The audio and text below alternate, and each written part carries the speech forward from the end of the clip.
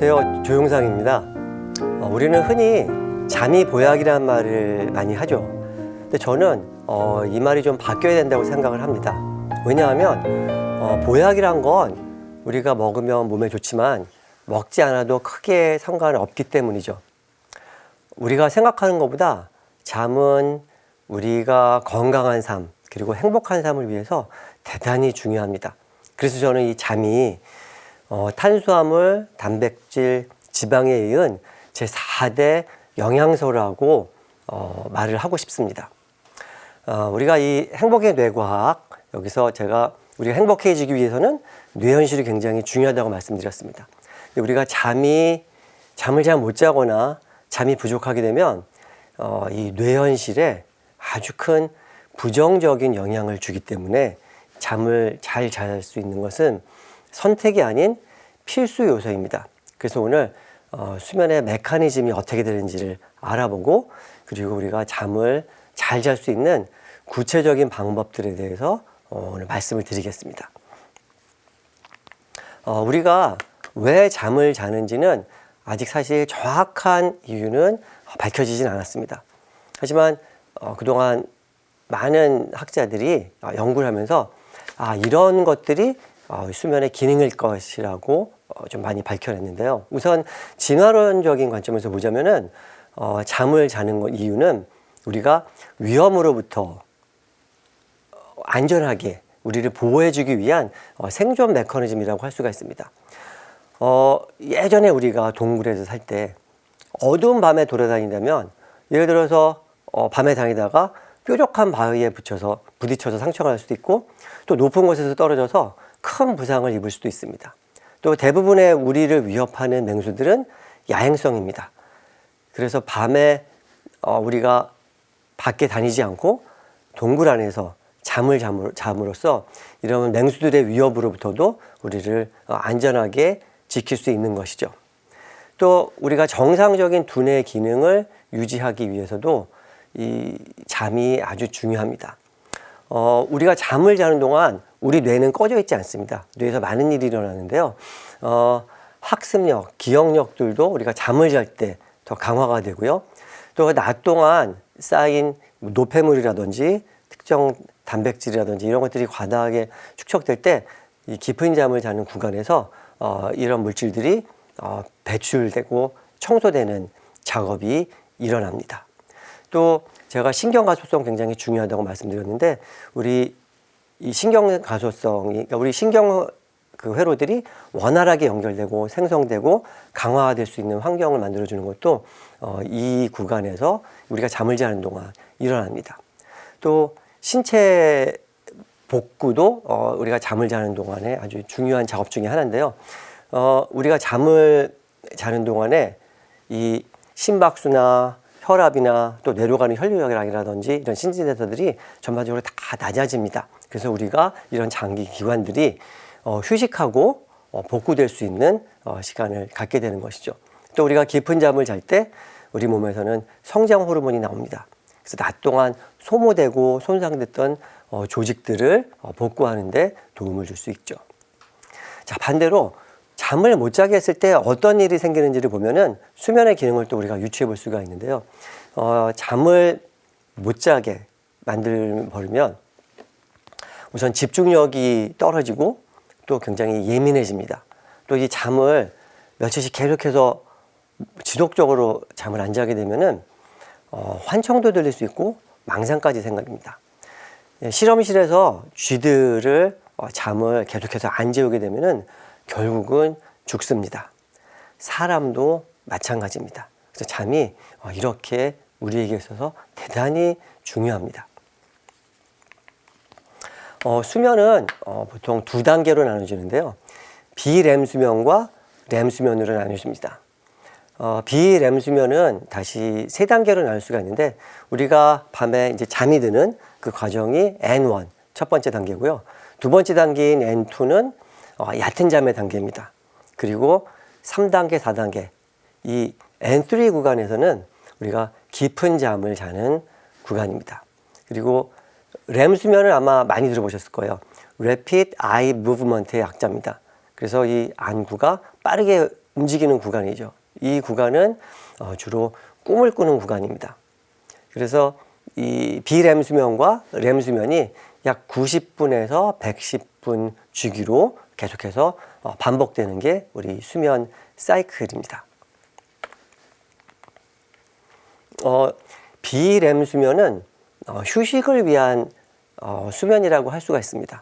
그래서 전반적인 신진대사도 낮아지고 심박수, 혈압수, 또 뇌로 가는 혈류 이런 것들이 다 낮아집니다. 또 이 구간에서는 우리 이 신경회로가 원활하게 잘 생성될 수 있는 그런 환경이 조성되는 구간이기도 합니다. 그래서 별로 도움이 되지 않는 신경회로들, 또 뭐 꼬인 신경회로, 또 중복된 신경회로들의 가지치기가 이 구간에 일어나서 이 신경 가소성을 높여주는 그런 중요한 역할을 하는 구간도 이 비렘 수면 구간입니다.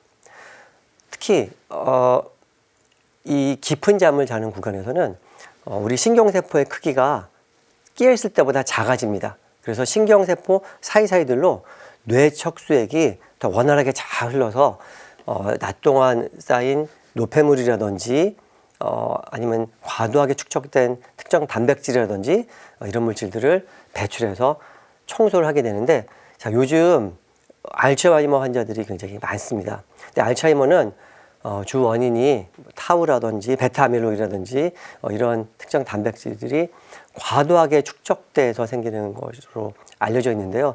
이런 물질들이 우리가 깊은 잠을 자는 동안에 과다하게 쌓이지 않게 해주는 게 깊은 잠의 역할이기도 한데, 우리가 깊은 잠을 잘 자지 못하게 되면은 이런 물질들의 배출이 원활하게 이루어지지 않습니다. 그러면은 당연히 알츠하이머의 위험성도 더 높아지겠죠.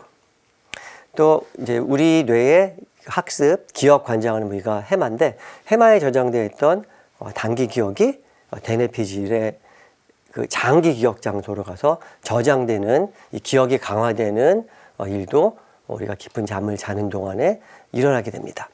또 우리가 깊은 잠을 잘 때 면역력도 강화가 되고, 제가 첫 시간에 스트레스 시스템에 대해서 말씀드렸죠. 그래서 우리가 잠을 푹 자게 되면은 스트레스 시스템의 가동도 억제가 됩니다. 그래서 우리가 하루 동안 짜증나는 일 있고 또 뭐 스트레스 받는 일 있어도 하룻밤 잠만 푹 자도 다음 날이 되면은 훨씬 나아집니다. 그 이유가 바로 이 스트레스 시스템의 가동이 억제되기 때문입니다. 렘 수면은 비렘 수면과의 달리 이렇게 떨어졌던 심박수, 혈압수 이런 것들이 다시 올라갑니다. 그래서 거의 우리가 깨있을 때하고 비슷한 수준이 됩니다. 그래서 렘 수면을 역설적 수면이라고도 말을 합니다. 우리가 이 렘 수면 구간은 우리가 주로 적극적으로 꿈을 꾸는 구간이라고 말씀드렸죠. 전체 렘 수면 중에서 약 80% 정도의 구간에서 우리가 이제 꿈을 꾸는 걸로 알려져 있습니다. 근데 우리가 꿈을 꾸다 보면 별 희한한 꿈을 다 꿉니다.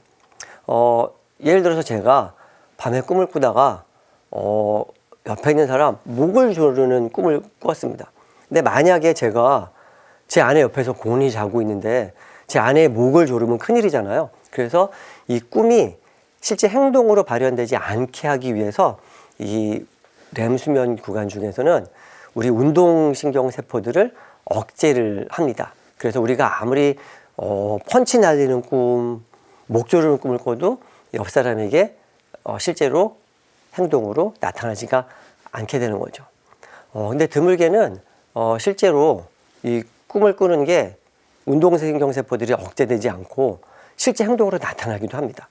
그래서 얼마 전에 제 친구가, 둘이 부부 사이가 굉장히 좋은데 지금 몇 년째 그 각방을 쓰고 있다는 얘기를 들었는데, 이 친구가 자다가 꿈에서 펀치를 날리는 꿈을 꿨는데 실제로 옆에서 자고 있는 아내 얼굴을 주먹으로 때린 겁니다. 얼마나 놀랬겠어요. 그래서 지금은 각방을 부득이하게 쓰고 있는데, 이것은 렘 수면 행동 장애라는 수면 장애의 일종입니다. 그리고 우리가 잠을 잘 때, 우리가 잠자리에 들 때 주변이 아무 소음 없이 완벽하게 조용하지가 않죠. 요새 같은 때는 밤에 보일러 돌아가는 소리, 가끔 밖에서 자동차 지나가는 소리, 우리가 늘 듣던 소리들이 있는데 우리는 그런 소리들이 들려도 깨지 않고 잘 잠을 잡니다.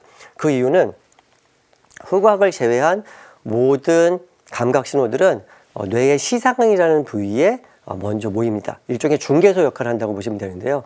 이 시상에서 각각 감각 신호들을 예를 들어 청각 신호는 청각 중추로 보내고 시각 자극은 시각 중추로 보내는 역할을 하는데 이 비렘 수면 구간에서는 시상까지 자극들이 중개소에 모이지만 여기서 다시 분배를 하지 않습니다. 잠을 다 잘 수 있기 위해서. 그런데 익숙한 소리들은 그 각각 그 뇌 중추 부위로 보내질 않지만 평소에 듣지 않았던, 즉 잠재적 위험일 수 있는 새로운 낯선 소리가 들리면은 그 청각 중추로 보냅니다. 저는 집에 책이 굉장히 많습니다. 그래서 책꽂이에 다 꽂을 수가 없어서 여기저기 굉장히 높이 많이 쌓아놨는데 몇 년에 한 번씩 이 쌓아놓은 책들이 무너질 때가 있습니다. 그래서 책이 쓰러져서 책 떨어지는 소리가 나면은 자다가 그 소리에는 놀라서 깹니다. 이게 잠재적 위험이 될 수 있는 청각 자극이라서 그렇고요. 그런데 비렘 수면 구간에서는 이 시상에서 이 중개소에서 각각의 뇌 그 자극 처리하는 부위로 이 감각 신호들을 보냅니다. 그래서 자주 우리는 실제 외부 환경, 외부 감각 자극들이 꿈에 반영되는 경험을 하기도 합니다. 몇 년 전에 제가 친구들하고 바닷가로 놀러 간 적이 있습니다.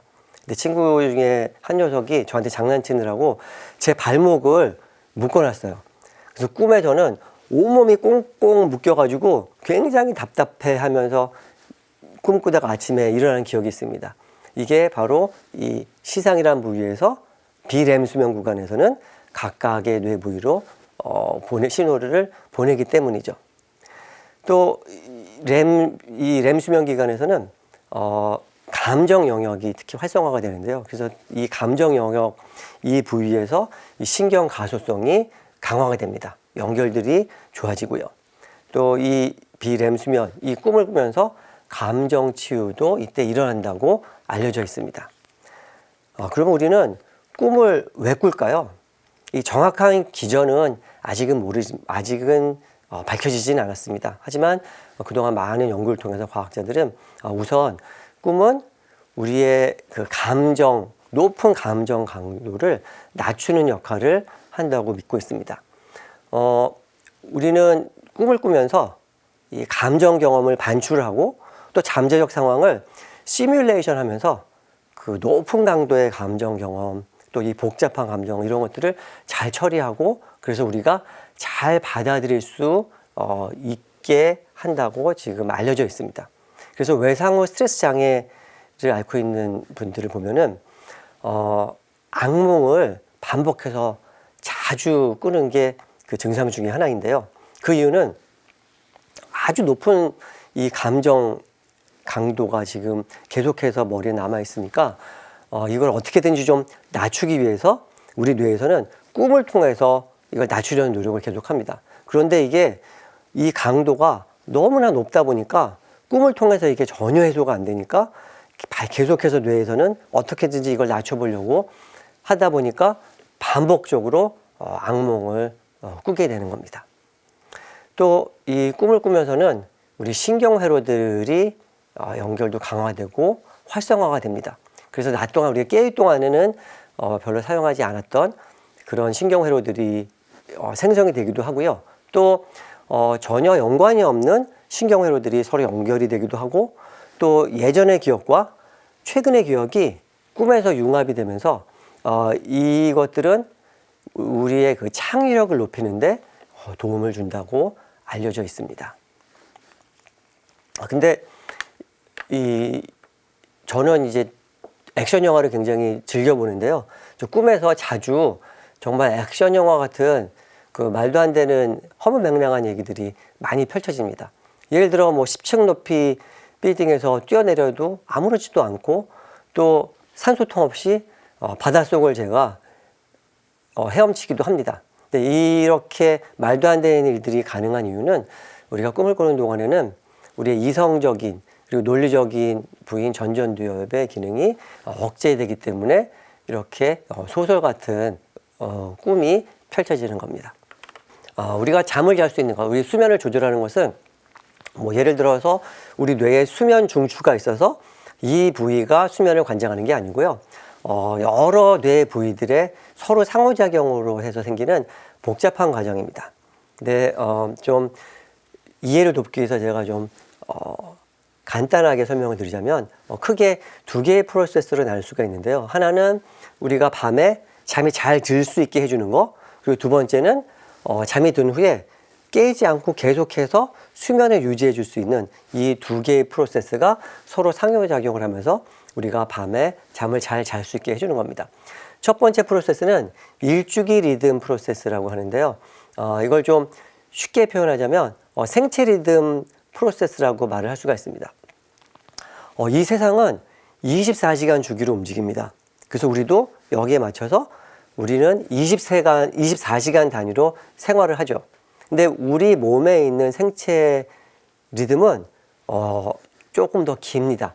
약 24시간 한 20분에서 24시간 50분 정도 되는 걸로 알려져 있는데요. 언뜻 생각하면 20분 차인데 뭐 하실 수 있지만 이게 열흘만 돼도 200분이니까 3시간이 넘습니다. 이게 만약에 20일, 30일 지나게 되면은 우리 생활 리듬이 뒤죽박죽 돼서 우리는 정상적인 생활을 하는 게 불가능해질 겁니다.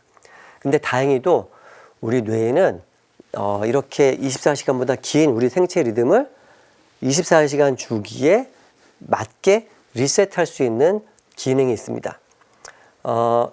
자이트 기버라고 보통 이제 말을 하는데요. 영어로는 타임 기버라고 말을 합니다.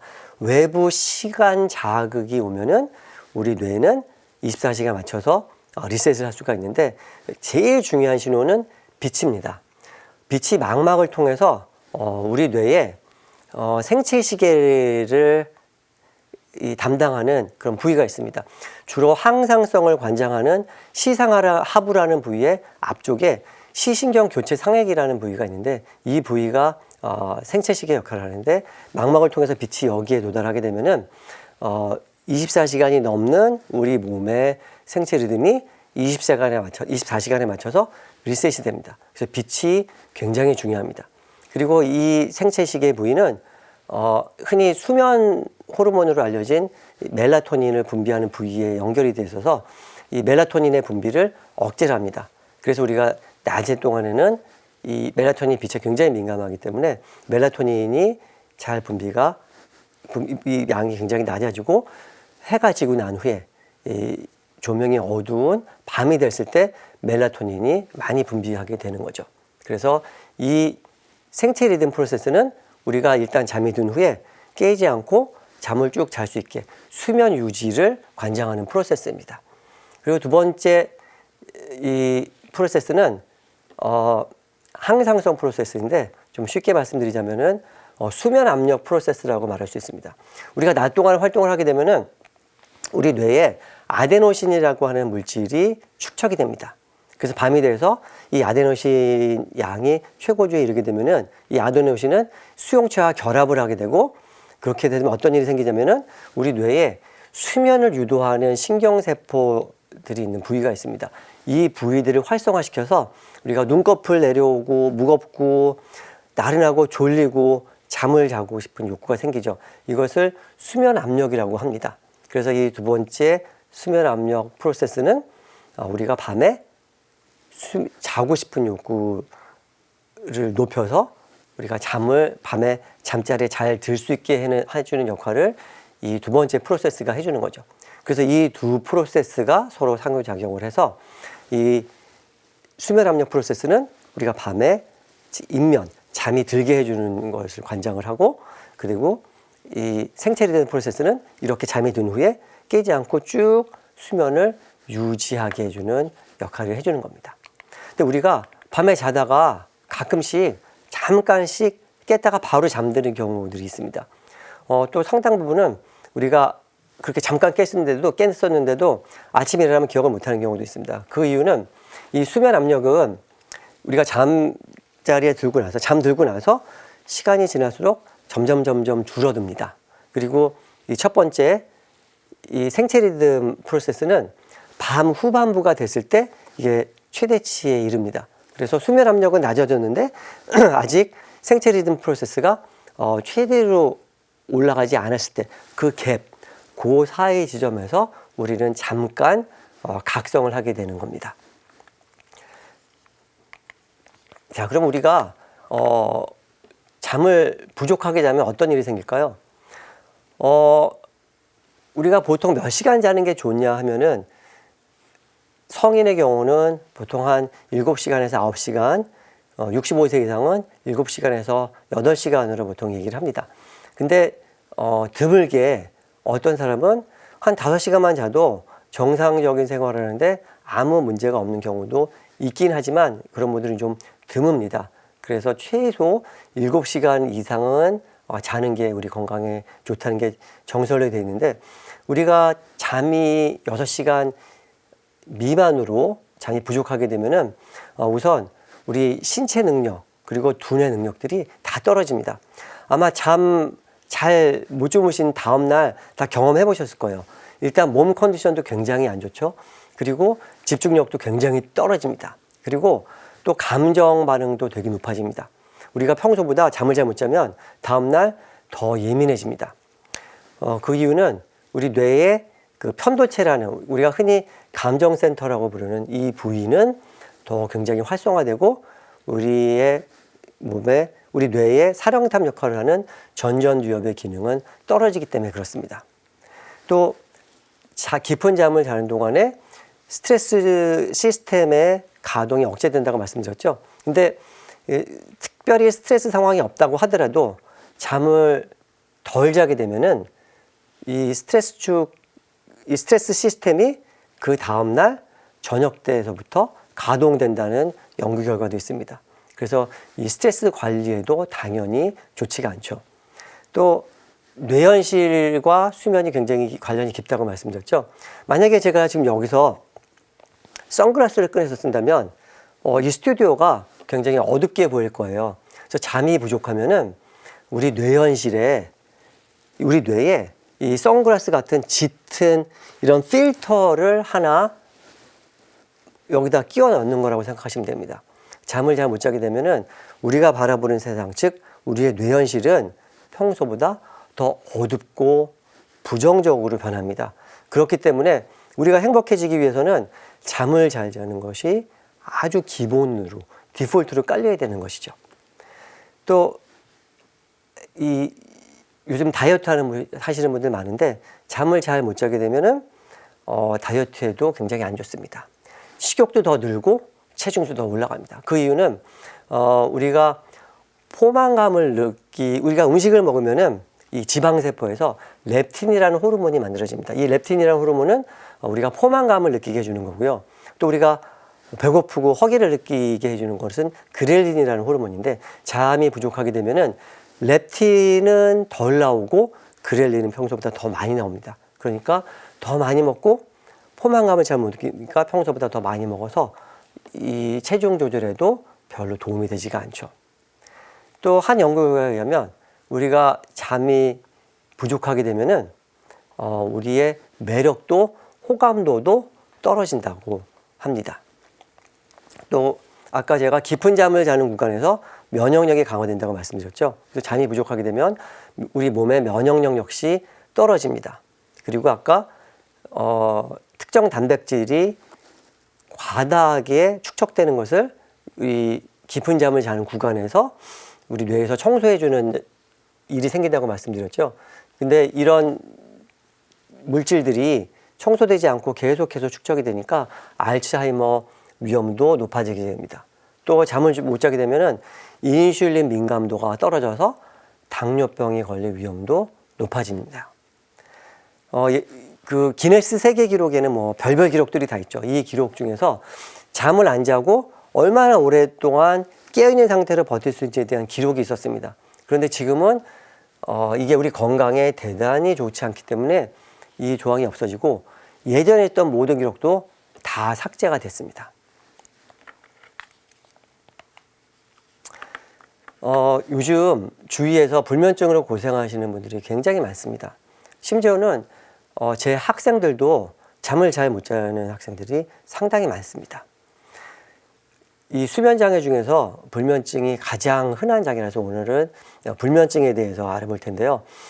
위대한 개츠비라는 소설로 유명한 피츠제럴드는 이렇게 말을 했습니다. 이 세상에서 가장 이 최악의 일은 잠을 자려고 하는데 잠을 잘 수 없는 일이다 라고 얘기를 했는데요. 아마 불면증으로 고생하시는 분들은 이 말에 아주 격하게 공감하실 것 같습니다. 또 미국의 아주 유명한 한 동화 작가는 잠에 대해서 이렇게 얘기했습니다. 잠은 마치 유니콘과 같다. 다들 어딘가 있다고는 하는데 나는 아마 앞으로도 내가 직접 볼 일은 없을 것 같다. 사실 이 불면증을 앓고 있는 심하게 불면증으로 고생하는 분들은 이런 말씀을 자주 하세요. 밤에 잠자리에 들기가 너무 무섭다. 그래서 밤에 잠자리에 누웠는데 잠은 안 오고 그 깨는 시간이 얼마나 길게 느껴지는지 너무 괴롭다는 말씀을 많이 하십니다. 그래서 불면증을 알아보고 그럼 어떻게 하면 잠을 좀 더 잘 잘 수 있는지 그 구체적인 방법에 대해서 말씀을 드리겠습니다. 불면증 진단은 수면에 양과 질 모두 불만족이 있는 경우에, 그 다음에 이 세 개 양상 중에서 하나 이상이 충족될 주 3회 이상 3개월 이상 지속될 때 이제 불면증이라고 진단을 내리게 되는데요. 우선 밤에 잠이 들기 어려운 경우, 또 잠은 들었는데 새벽에 계속해서 자주 깨는 경우, 또 세 번째는 이른 새벽에 깨서 아주 오랫동안 잠들기가 어려운 경우, 이렇게 세 가지 양상입니다. 근데 이 정확하게 왜 불면증이 생기는지 원인을 알 수 없는 경우도 상당히 많은데, 우선 그 흔한 원인들을 살펴보자면, 첫째는 수면전 인지라는 게 있습니다. 이게 뭐냐면 우리가 밤에 잠자리에 들게 되면은 온갖 생각들이 많이 들게 되죠. 이때 부정적인 생각들, 우울한 생각, 불안감 이런 생각들이 들게 되면은 교감신경이 높아지기 때문에 잠을 쉽게 들기가 어렵습니다. 또 주요 우울장애 같은 이런 신경정신질환에 아주 흔한 중요한 그 증상이 불면증이죠. 또 다른 질환 때문에 불면증이 생기는 경우들도 있습니다. 예를 들면은 역류성 식도염 같은 게 심한 경우도 불면증을 유발한다고 알려져 있고요. 또 통증을 동반한 만성 질환도 불면증을 야기할 수 있습니다.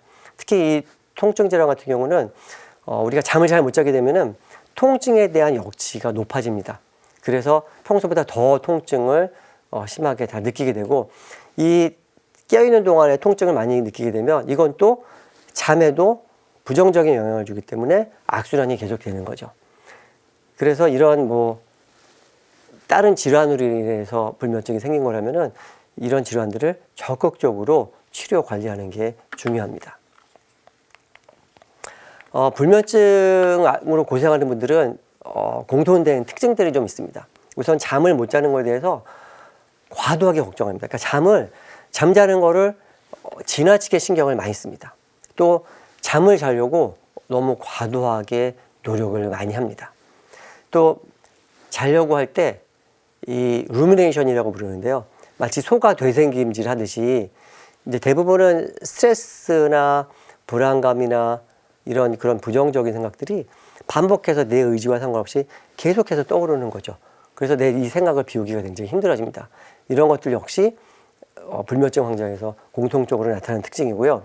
또 내가 침대에 들어가서 막 자려고 그러면 막상 잠을 잘 못 자는데, 이 자려고 노력을 하지 않을 때, 예를 들어 소파에 누워 있다든지 아니면은 잠자려고 하지 않고 TV를 볼 때, 이럴 때 오히려 더 잠이 잘 오기도 합니다. 우리가 중요한 발표를 한다든지 아니면은 연주자들이 연주 전에 굉장히 긴장도가 높아지죠. 왜냐면 나 이거 발표 잘해야 되는데, 연주 잘해야 되는데. 잠도 어떤 점에서 이거하고 좀 비슷합니다. 그래서 나 오늘 잘 자야 되는데, 이렇게 신경을 막 쓰는 순간 교감신경이 올라가기 때문에 이런 생각들은 역시 잠을 잘 자는데 그닥 도움이 되지 않습니다.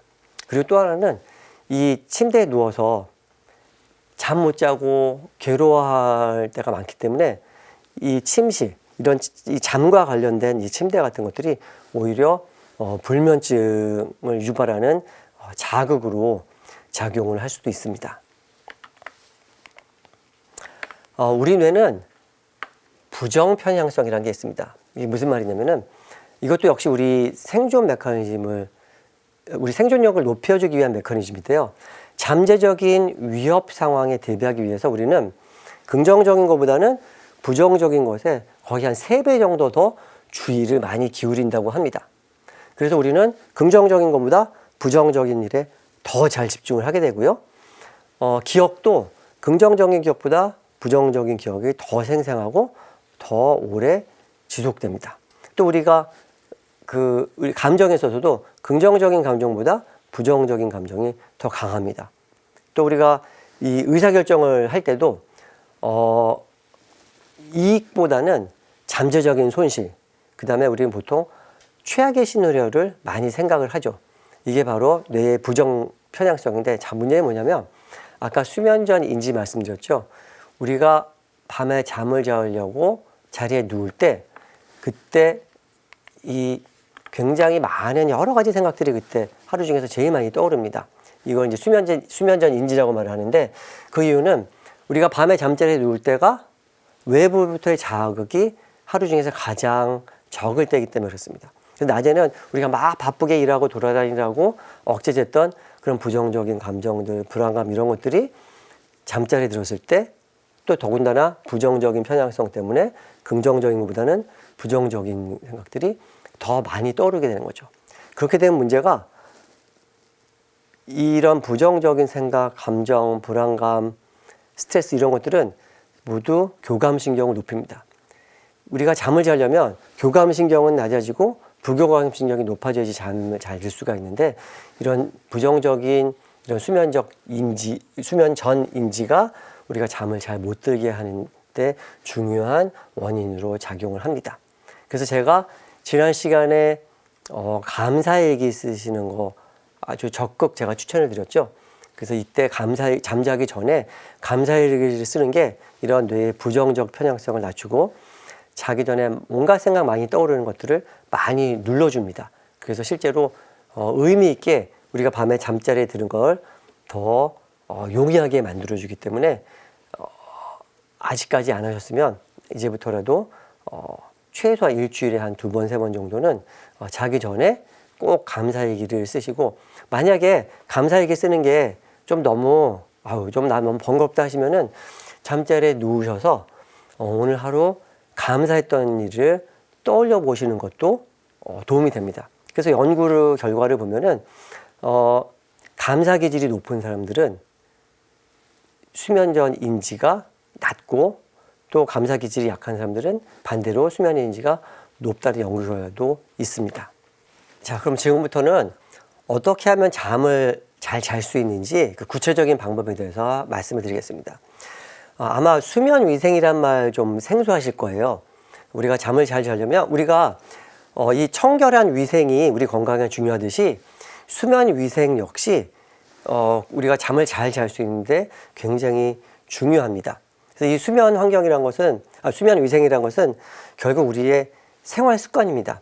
그래서 오늘 여러 가지 방법들을 말씀드릴 텐데, 이 방법들을 적극적으로 여기에 맞춰서 잘 실천을 하시면은 잠을 잘 자는데 많은 도움을 받으실 수가 있는데, 우리의 생활 습관을 바꿔야 되는 거기 때문에 제가 오늘 말씀드리는 여러 가지들을 한 번에 다 고치시려고 하면은 아마 작심삼일이 되기가 굉장히 쉽습니다. 그래서 한 번에 여러 개를 다 고치려고 하지 마시고 제가 오늘 알려드리는 것 중에서 제일 쉽게 할 수 있는 것부터 하나씩 고쳐 나가시다 보면은 나중에는 아주 좋은 수면 위생을 잘 지키셔서 잠을 잘 주무시는데 도움이 될 수가 있습니다. 자, 우선 첫 번째는 제가 아까 우리 생체 리듬 프로세스 말씀을 드렸죠. 그래서 우리 몸의 생체 시계는 24시간이 넘고, 우리가 실제 생활하는 이 세상에 돌아가는 건 전부 24시간 주기이기 때문에 우리의 생체 리듬을 24시간 주기로 맞추는 게 굉장히 중요합니다. 여기에 빛이 가장 중요한 역할을 한다고 말씀드렸죠. 그래서 가능하면 이른 아침에 최선 햇빛에 30분 정도 노출이 돼야지 망막을 통해서 우리 뇌의 생체시계로 빛이 가서 이 리셋이 되는 작업이 생깁니다. 그래서 요새 이제 날도 좀 풀렸습니다. 그래서 아침에 그 거실 창문 열어놓고 햇빛을 받아도 되지만 그렇게 가만히 앉아 있는 것보다는 밖에 나가셔서 걸으면서 최소한 30분 정도 햇빛 받으면서 걷는 게 굉장히 우리가 잠을 자는데 중요합니다. 특히 지금 잠자는 게 되게 힘드신 분들이라면 이 아침에 햇빛 받는 것은 반드시 해주시는 게 좋습니다. 또 우리가 햇빛을 받으면 잠자는 데도 도움이 되지만 이 엔돌핀도 나오기 때문에 기분도 좋아지는 효과가 또 있습니다. 우리가 잠을 자려면 우리 그 몸속 내부 장기의 온도, 심부 체온이 1도 떨어져야지 우리가 잠을 잘 수가 있습니다. 그래서 우선 침실은 특히 이제 어르신들 같은 경우는 아주 따뜻한 걸 좋아하시는 분이 많은데 우리가 잠자리에 들 때는 침실은 조금 서늘한 게 좋습니다. 그래서 너무 온도를 높이지 마시고 조금 온도를 낮추셔서 좀 서늘해야지 신부 체온이 낮아지는 데 도움이 되기 때문에 좀 침실은 서늘하게 해주시는 게 좋고요. 두 번째로는 잠자기 직전에 샤워하시는 분들도 많은데 잠자기 직전에 이 샤워를 하게 되면은 신부 체온이 일시적으로 높아지죠. 그래서 이 체온이 떨어지는 데까지 시간이 걸리기 때문에 잠이 들 때까지 우리가 이제 잠이 들 때까지 드는 시간을 수면 잠복기라고 하는데 수면 잠복기를 길게 할 수 있기 때문에 잠자기 직전에 샤워하는 거는 좀 피하시는 게 좋습니다. 그리고 요즘 특히 이제 젊은 사람들, 다이어트 하는 사람들이 굉장히 많은데 너무 배가 고파도 잠자는데 방해가 됩니다. 또 밤에 그 재밌는 드라마 보면서 치킨 배달해서 드시고 근데 사실 야식이 참 맛있긴 합니다. 근데 이렇게 밤에 너무 배가 부르거나 아니면 너무 배가 고프면 이것도 잠을 방해를 합니다. 그래서 저녁 식사를 적절하게 잘 하고 너무 늦게는 음식 섭취는 안 하시는 게 좋습니다. 자, 제가 아까 멜라토닌이 최고조에 달하고 신부 체온이 떨어졌을 때 그때가 가장 잠을 잘 잘 수 있는 환경이 조성된다고 말씀드렸죠. 그래서 우리 이 멜라토닌은 빛에 대단히 민감합니다. 그래서 저녁이 되면은 집에 있는 조명들은 가능하면 좀 최대한 낮추시는 게 좋습니다. 그래서 저는 저희 집에 있는 등들은 전부 그 리모컨으로 밝기를 조절할 수 있는 걸 다 바꿔놨습니다. 그래서 해가 지고 나면은 저는 조명들을 항상 최소로 낮춰서 좀 어둡게 해놓습니다.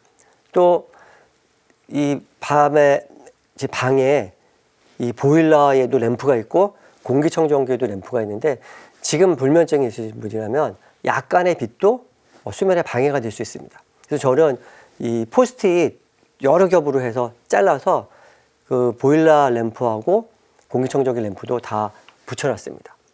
암막 커튼 쳐놓으시는 것도 좋습니다.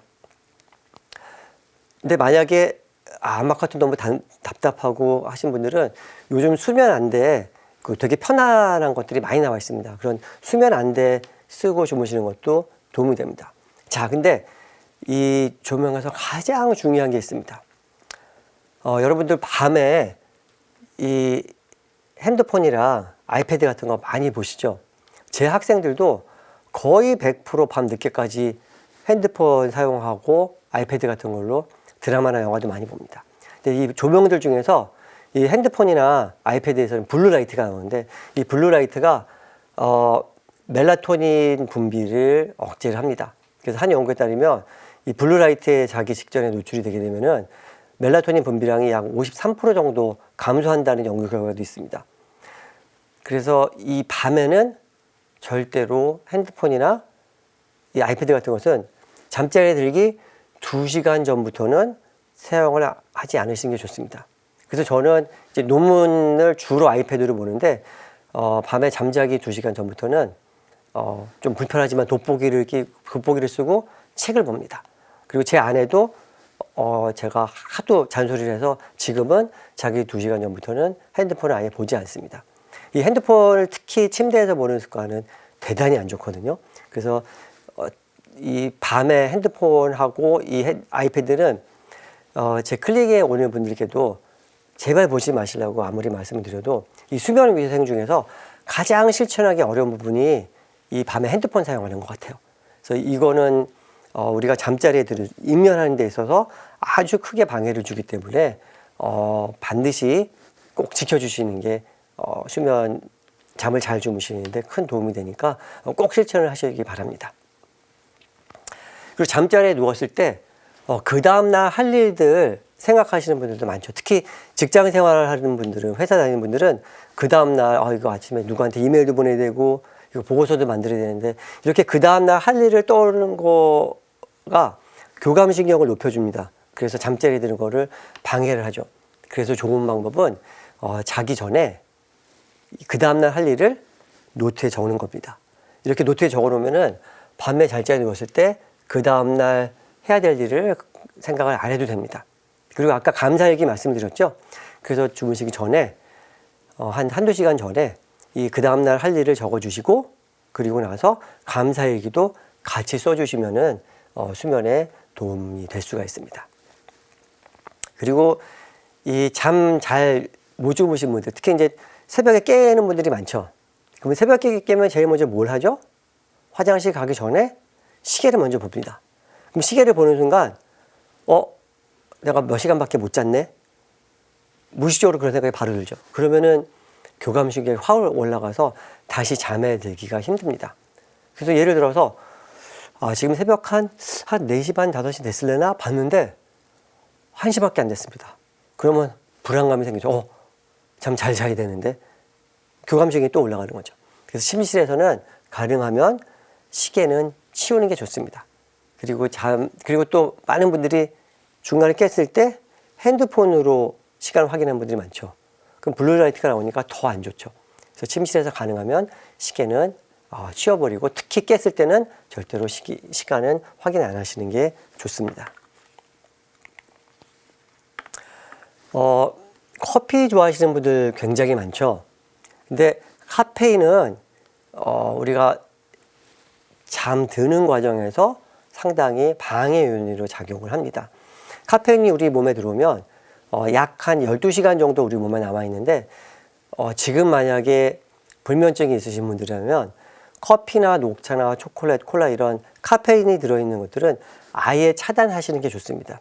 왜냐하면은 아까 우리가 수면 압력 말씀드리면서 아데노신이 수용체하고 결합을 해서 수면 유도하는 신경세포들을 활성화시킨다고 말씀드렸죠. 근데 카페인이 이 아데노신이 수용체와 결합하는 것을 차단해주는 역할을 합니다. 그래서 만약에 커피를 꼭 드셔야 된다면은 오전에만 가능하면 디카페인으로 드시는 게 좋습니다.